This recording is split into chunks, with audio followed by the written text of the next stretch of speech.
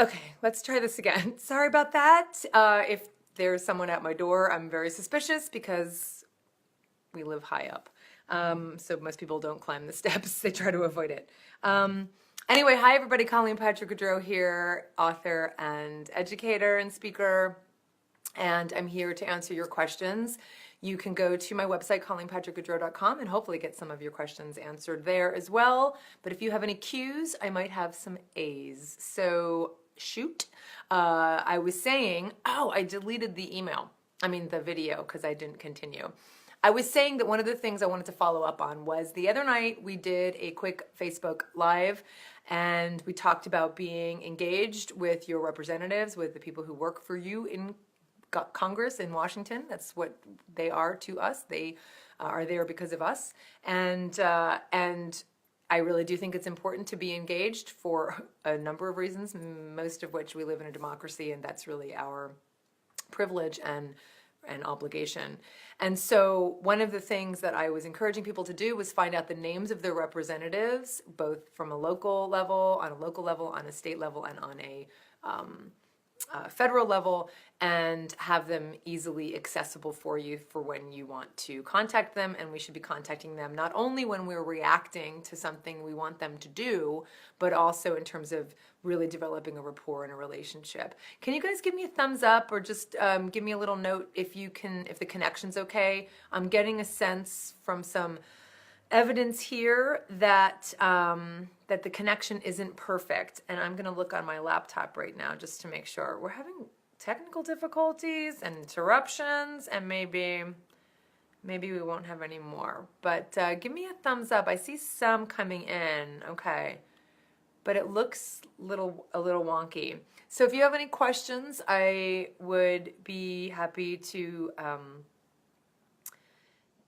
see what they are and answer them. Okay, good. That's wonderful. Thanks, Celeste. Thanks, everybody. Where are y'all from?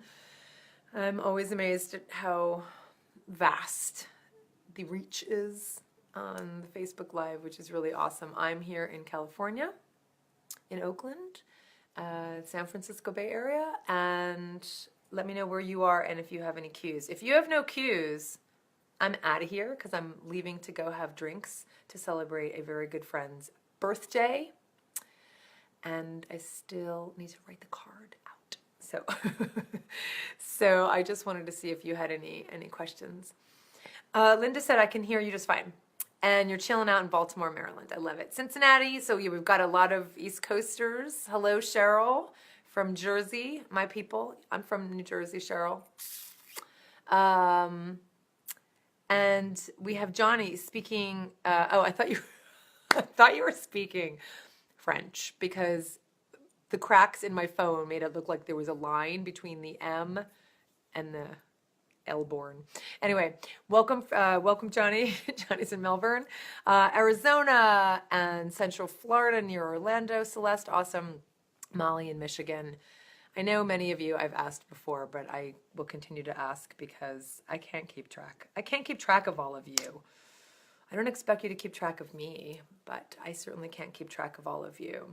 So good news. I have already announced the vegan trip to Thailand to the folks who came to the compassion retreat we did earlier this year, and we're almost halfway full. So we're filling up pretty quickly, and if it fills up, it fills up. If it doesn't, then I'll put it out to the public and give everybody else the opportunity to join us in Thailand in October of 2017. It's going to be a pretty fabulous trip. We're going to be eating amazing food, hanging out with really special people. I'll be doing some workshops and a lot of one-on-one and some cooking, and we're going to visit animal sanctuaries and go bike riding in the countryside and go to rescue groups. So it's going to be pretty awesome. From Lucius, let me see if I can read it here since it's a little harder to read on the screen. So give me a second. Looks like when I look on my laptop, there's a little bit of a delay, but otherwise I should be able to see it. Just give me 1 second, because it is difficult to read. There you are. My band got asked to play a charity show for Christmas that will buy food for families for Christmas. I know where this is going, Lucius. I know where this is going. They will buy animal products and I cannot influence this. Is it wrong to raise money for a charity that buys animal products? It's one of those really hard situations, right? So we keep in perspective what it is that we're doing this for, and not every situation is always going to have the same answer. There are times when we don't have control over something like this, when we don't have control over money going toward buying animal products. I guess in this particular situation, I would say that what the influence I would encourage you to have is that the contribution you would want to make is making sure that there are plant foods. I'm not sure in what form the foods will be given to these families. Are they canned foods? Are they gift certificates? Are they vouchers? Right. So I would use your leverage as someone who would be contributing your talent and your time and your resources to this fundraiser, and say, if that's the case, can we talk about, what are the what are the foods that are being given to these families?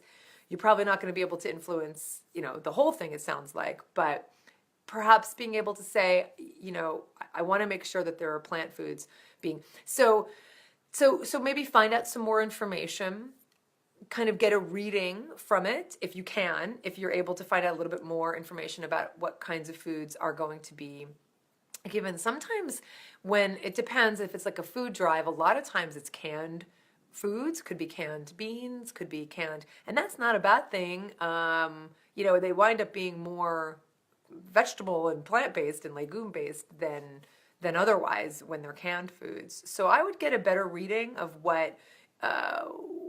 how the food will be distributed to the families. And, the ultimate question is, what's the best use of your time and resources in terms of being a voice for animals? And maybe is there a better way for you to use your time? Or is this thing going to go on without you anyway? And, would you be able, or with you being part of it, would you be able to have an influence? Certainly, at least voicing the concern that you want to make sure the folks will be given healthful food. So I hope that helps a little bit. Just kind of offering different perspectives of the way to look at it, and it really depends. It's not the same answer every time, and I think every one of these situations is unique. And good luck, and let me know what you decide to do, because it sounds like also it's not just you who's being asked, but your band. So that's also the big question is, do you have final say? And maybe you do. Maybe you're the main impetus in the band. So I hope that helps. So let me see what else we have here. Okay, I can see another question that came in on my laptop. I love being able to read it on my laptop. You're welcome, Lucius. Let me know how it goes. I sincerely want to know. Rachel asks, how do you get through Thanksgiving going to dinner with non-vegans? Yeah, okay, so I talk about this a lot in my podcast. If you're not familiar with it, Rachel, Food for Thought podcast, I talk about this situation a lot, not just around the holidays, but certainly around the holidays as well, and Thanksgiving. There are a number of ways to handle this. I think the first thing, and this is always my advice when I get a question like this, the first question we need to ask is, what's my intention? What am I going there for? What is, why am I going? What's this about? Who are these people to me?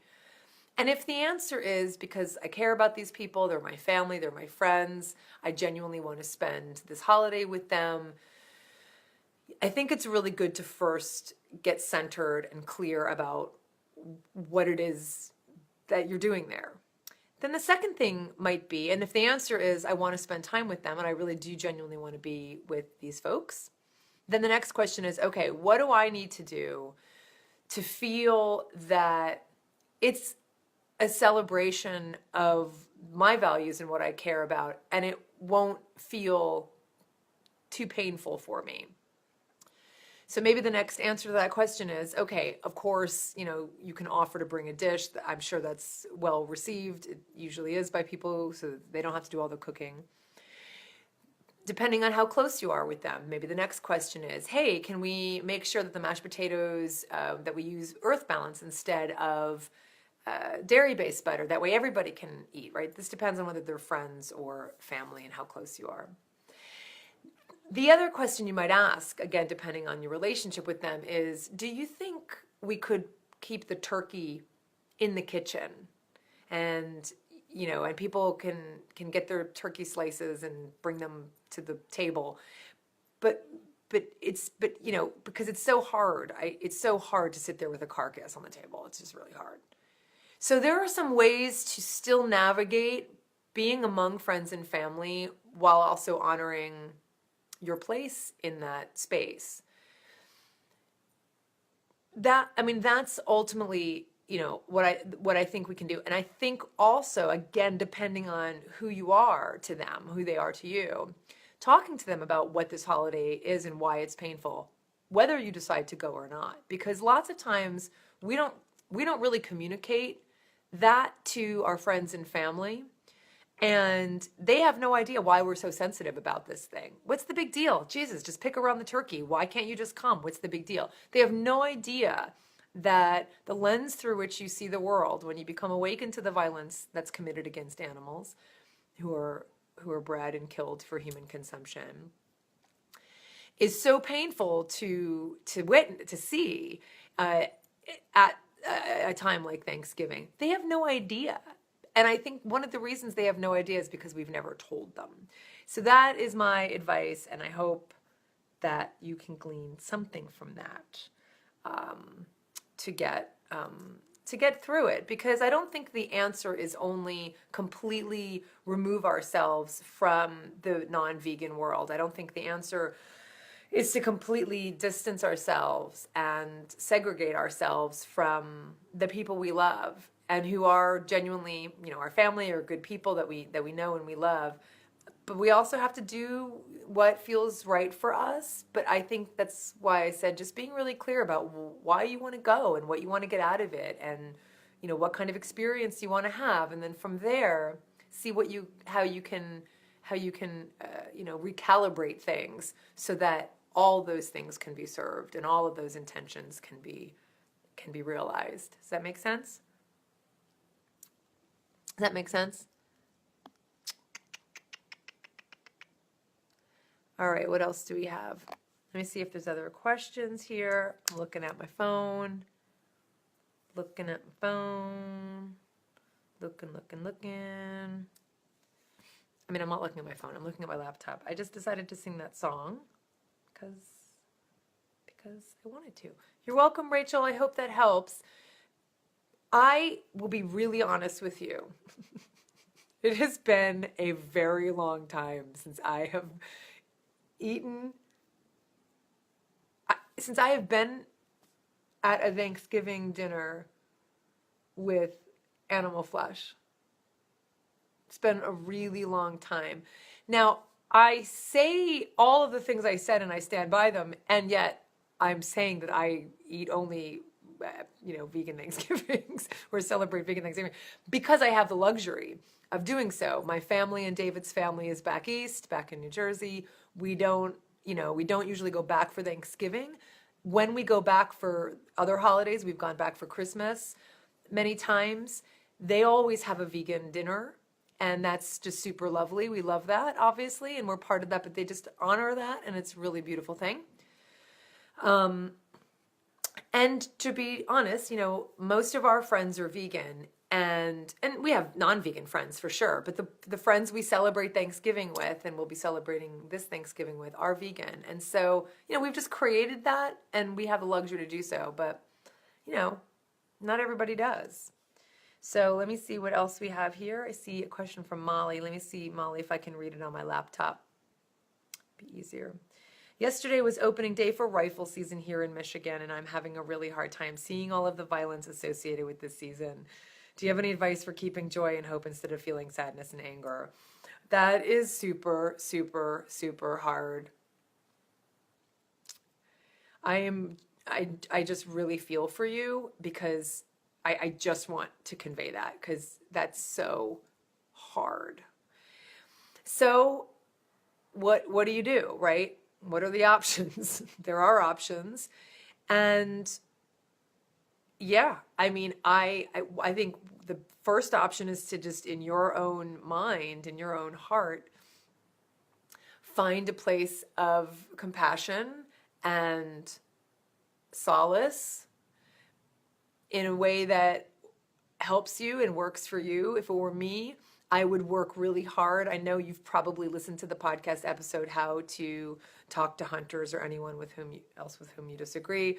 I've talked about that episode before. I think it's probably one of the most popular episodes I've done on Food for Thought, because I talk about this situation that I was in, that I put myself in, where there were hunters, they were shooters. I can't even call them hunters. They were shooters and killing doves. It was a dove shoot, and I was there patrolling, and I had to reach as far down as you could imagine to stand there and witness that, and to choose to not have hatred or violence in my own heart.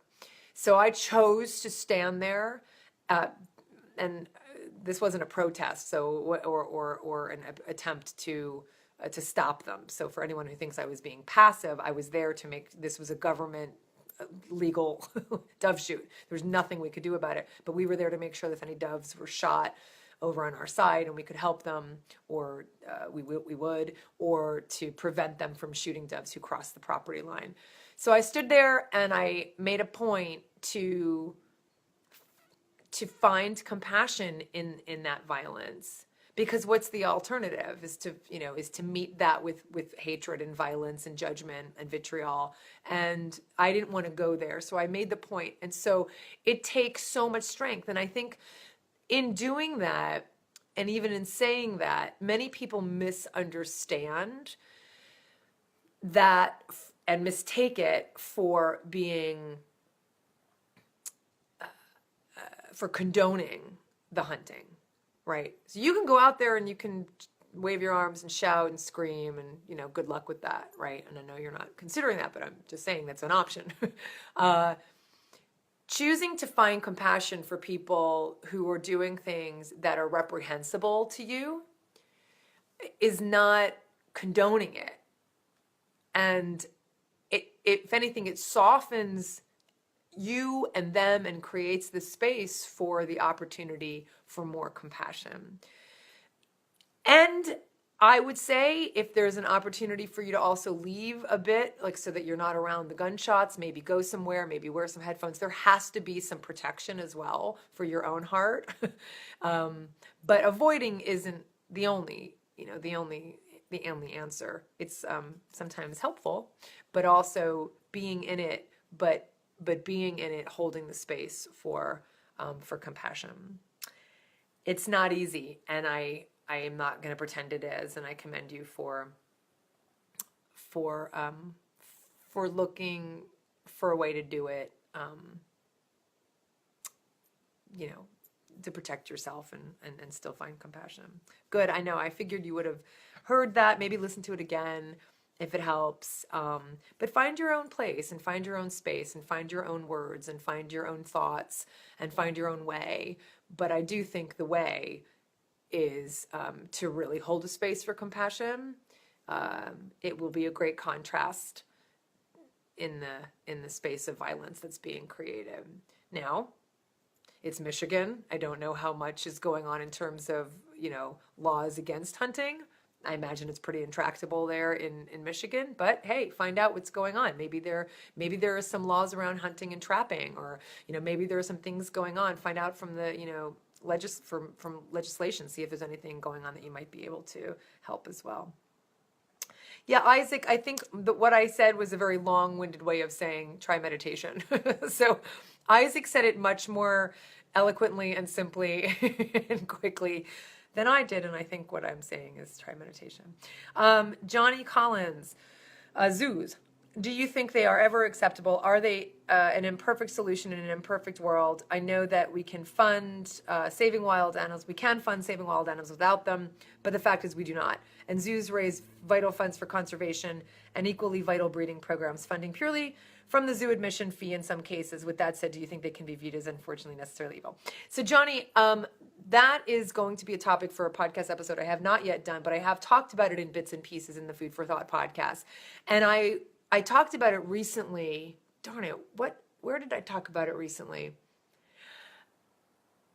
I may have talked about it a little bit and I might have an essay on it too, when I was talking about the Harambe shooting at the Cincinnati Zoo. And so my answer is, it's BS that zoos raise money for conservation, in the sense that, and for so all the breeding programs that happen in zoos, who now call themselves conservation centers, those animals get traded and sold among and between other zoos. They are not rewilding these animals. They are not. And when we talk about conservation, we're talking about animals from the smallest to the largest, right? They're not rewilding these animals. So they have breeding programs, yes, and they talk about these breeding programs being viable for and vital for endangered animals, for endangered species. There is not one case. I don't think there's one case where an endangered animal, where an individual from an endangered species has been rewild from a zoo. So no, I think they're not unnecessary evils. I think, unfortunately, what we've done is we've said what you're saying. It's such a low bar to say, well, it's the best we can do because at least they're doing conservation.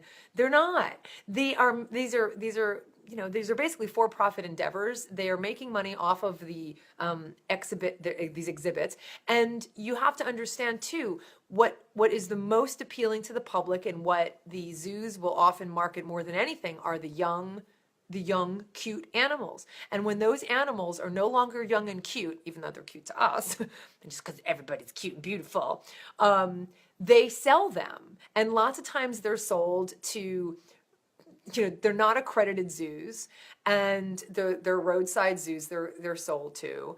And who's regulating? I mean, like they're regulating themselves. So no, I don't feel like and the studies show, the research shows that there's no evidence that zoos deepen our understanding or relationship with, or connection to, or regard for other animals. And so they're not education centers either. The studies indicate that people actually walk away really, ultimately, having the deeper sense that animals are here for us and that we are superior. That's the message that zoos send. So I don't think we have a right to see animals. I mean, we just don't have the right. People say, well, children, they wouldn't get to see animals. So you know what? We wouldn't get to see like certain animals. Like just because they exist doesn't mean we have the right to engage them and see them.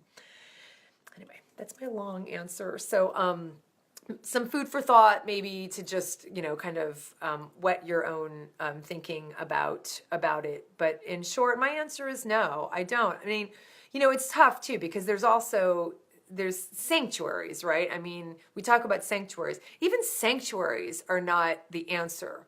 And I know what you're saying, because I know you're saying, we should be funding rewilding spaces, but we're not. Well, let's do more. Let's put our money behind that. Let's do campaigns against zoos. Let's talk about zoos. Let's get the public talking about zoos. And I don't mean just protesting. I mean really, really getting involved. I do think the work that's being done by Stephen Wise on in the primates, in getting them out of zoos. I mean, that we have to do it species at a time is really frustrating. But let's talk about what's real when it comes to zoos. And let's put our money where our mouths are. We should be spending money on conservation. We should be spending money on habitat protection. We should be spending money on rewilding programs. So I hear what you're saying, because again, all these issues feel really big and large. But when we say, I know we should, but we're not, well, let's do it. Let's make it a priority. Denise, how do you feel about starting to ask restaurants to standardize symbols and descriptions for menus, in particular V vegetarian, V plus for vegan, and wonder how widely these are used? How do you feel about also vegetarian friendly and vegan friendly as the descriptions? I personally like these descriptions as I think it makes the entree seem wide and open for everyone. I don't know if standardizing symbols are the answer, Denise, but I do think reaching out to restaurants and working with them to indicate on their menus what's vegan or veganizable is really important. There's so many different symbols restaurants use. It might be like a little V, it might be their own little asterisk, it might be their own little symbol, it might be a little green leaf. I mean, restaurants, there's just too many to standardize it. With restaurants, it's different than with products where, they go through a very particular labeling process. I would say I do think it's really important, though, to reach out to restaurants, because one of the things that I think is really lacking is that we don't understand that restaurants just don't have the information that we might have. And they might be really eager for it. So, for instance, a lot of restaurants don't include vegan options on their menus because they think, well, people aren't asking for them. And they don't know that when people see that there are vegan options, they will order them. But if they don't think they can order off the menu, they're not going to ask for them. So I do think working with restaurants is really important. I don't know if that answers your question, but and yeah, vegan friendly, sure. I think just working with restaurants and really guiding people and chefs and the cooks and everything to really understand what they can do to just make small tweaks to make things vegetarian and vegan friendly. I think working with restaurants is really important and pretty easy to do. In fact, I have a podcast episode on, outreach to restaurants, so I do have a podcast episode on that. I don't know if you've already heard that. Thanks, Jessica, for agreeing with me and Monique. And what else do we have here?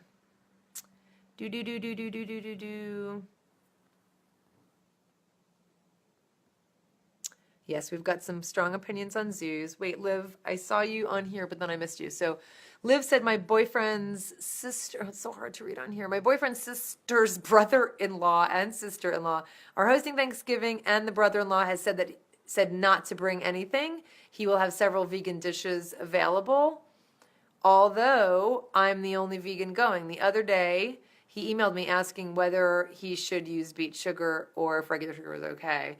Okay, so what's your question, Liv? What's your question? Yeah,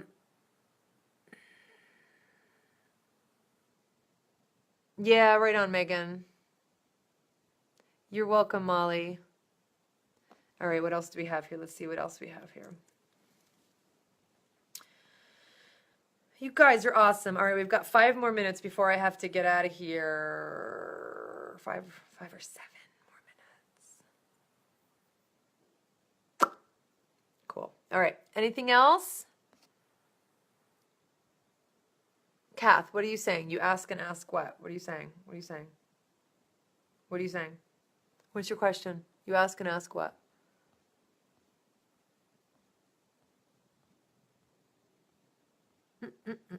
I don't know what you're asking.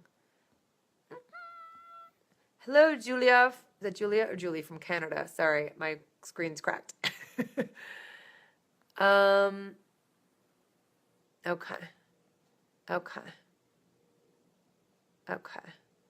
All right.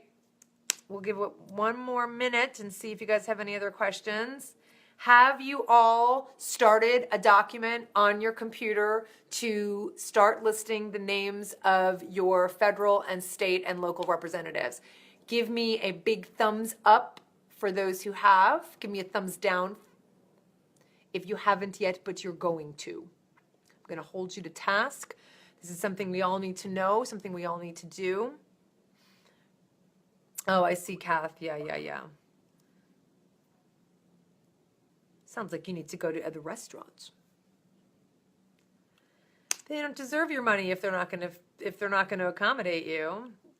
You're getting your money, and that's what we have to keep in mind. All right, what else do we have here? Any more questions? Kevin said, I've been vegan for nearly 2 years, or so I thought. I just heard yesterday that white sugar, oh gosh. You are vegan, Kevin. You've been vegan. You're vegan. I have many podcast episodes and articles about what it means to be vegan. And let me just reiterate, because I want to make sure you hear this. Are you listening? Being vegan is not an end in itself. It is not about purity. It is not about perfection. It is not about attaining a status. It's not about wearing a badge. It's not about getting a certificate. It is about doing the best we can to not contribute to suffering. It is not an end in itself. It's a means to an end. It's a means to an end. And the end, in my opinion, is unconditional compassion, right? It's about not doing what I can to not create violence or contribute to violence against anybody, right? So if that's the end and vegan is the way to get there, relax. Because we're talking about, you're doing a lot in not consuming animal products, from the most direct sources and animals themselves. So you are still vegan. And anyone who tells you otherwise, block them. Okay.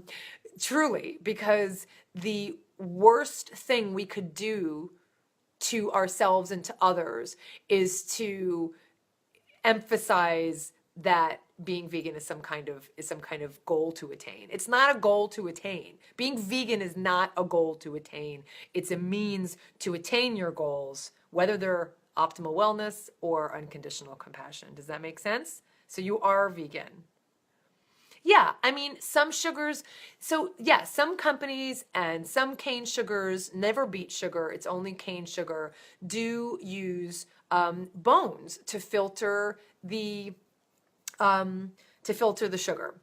And so my city's water system also uses bones. There are animal products in the tires in my car. There are so many ways that animals are used in our society, and especially byproducts of animals who are slaughtered for human consumption, because we slaughter so many animals for human consumption.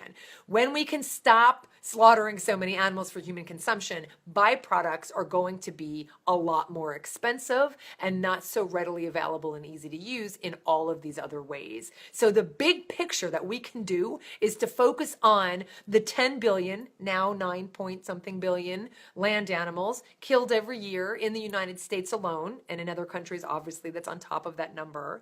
That's where we need to put our energies, not you Googling white sugar, you're wasting your time. There are better ways, that's not what I'm trying to say. There are better ways to spend your time so that we can get the 9 billion animals who are killed every year to be reduced and reduced and reduced and reduced. I'd rather see you spend your time on what is really making it possible to use bones to filter sugar. Does that make sense? That's where I'd rather see everybody use their time. That's all I have to say on that. Next, Kath. Let me see if there's any other comments here or questions. Any Q's or C's? Let's see. Thank you. You're welcome. Do I agree with PETA that gentle horseback riding can be vegan? I don't know anything about that, Amy. I don't know what they're saying about that. But I guess when you say can be vegan, you mean can be non-exploitative to animals. I guess what you mean. So I don't know. I don't know what they're saying about that. I think one of the biggest problems I have with horse riding is certainly all of the ways in which we have to control this animal to get him to move in the directions we want him to move in, mostly through bits that get stuck in their mouths and they get turned and right now. I mean, it's just, I have a problem with that.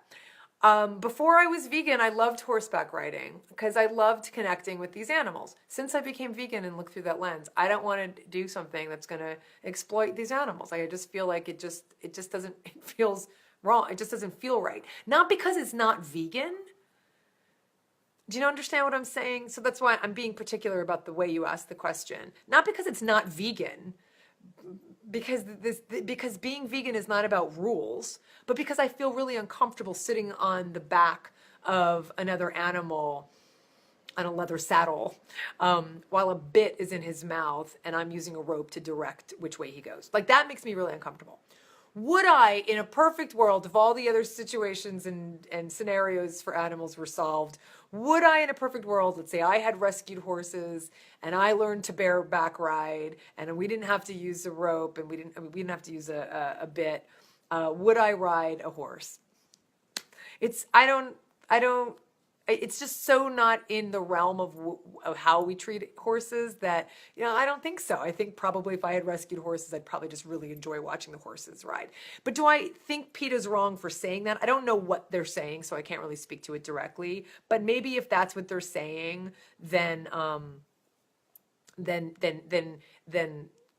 sure, I understand what they're saying. This is all about kind of trying to figure out how to live in this world so that we're honoring our compassion, so that we're not hurting animals, and we're also living in this world, right? I mean, it has to be all of these things. I don't personally want to be a hermit. I'm pretty close to a hermit because I don't leave my house. But I don't want to just live in this little bubble of just, it's figuring all this out, how to do this. But I just want to make it really clear. I don't not horseback ride because it's not vegan. And I don't not eat animals because it's not vegan. I do all this because I don't want to hurt anybody. And if it means changing my behavior so that I can just avoid hurting someone, then that's what I'm going to do, right? And as we're going along and trying to figure this out, maybe we'll change our minds about something. I don't know. But it's not a perfect world. And we're not perfect people, and it's not about trying to be perfect, and I hope that makes sense. Absolutely, Isaac, for sure. Yeah, so that's why I made a point to say 9 billion land animals, because, of course, it's about 45 billion when we include aquatic animals, and unfortunately, aquatic animals don't have to be counted. So we don't really know, but the estimates are about 45 billion aquatic animals as well. And, of course, that doesn't even include the bycatch. Absolutely, Sarah. People are less interested in veganism the more difficult we make it appear, and that is why I love you, Colleen. Thanks, Sarah. Let's see what else we have here. Anything else? Anything else? It's so hard to look on a cracked screen. You have no idea. It's so funny. I think being vegan is about listening to your conscience. I feel for the animals, for all animals, and would never want to harm them. Raising vegan kids, and the only thing I regret is not going vegan earlier. I know I think we all feel that way. I look at my children as role models, so proud they made the choice themselves. Yep, Julie, that's one of the stages in the 10 stages of what happens when you stop eating animals that I've talked about on the podcast.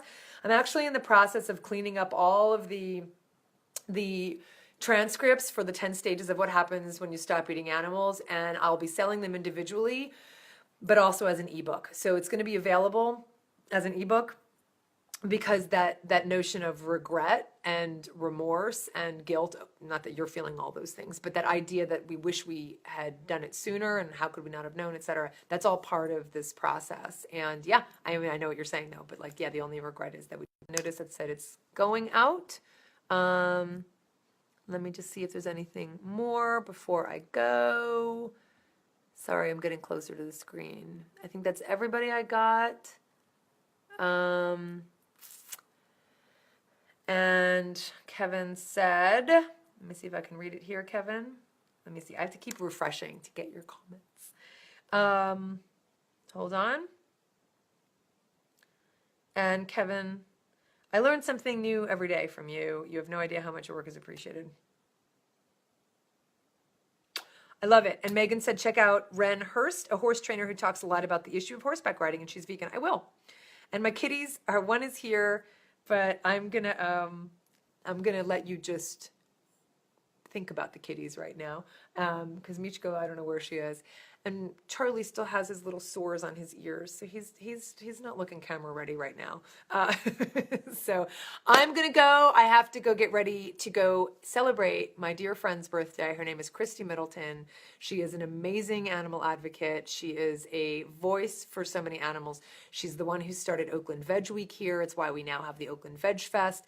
She goes from school to institution to get plant-based options in the kitchens, on the menus, and she's amazing. So I want to just hold space for Christy and wish her happy birthday and ask that you all as well. Some of you may even be following her already, Christy Middleton, on Facebook and Instagram and Twitter and elsewhere.